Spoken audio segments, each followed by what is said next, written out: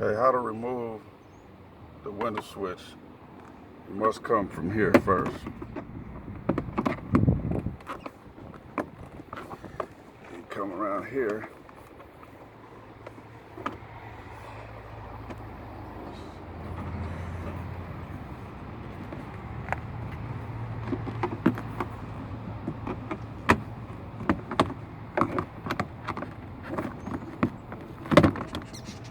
And it comes off like that.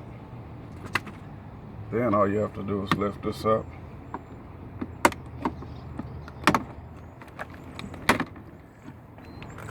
And to remove it, these two clips right here.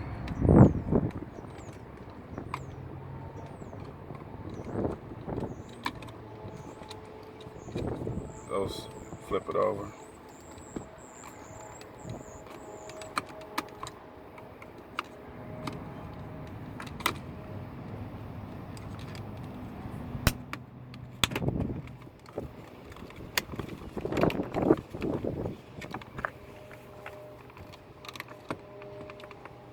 And of course, you have to unplug.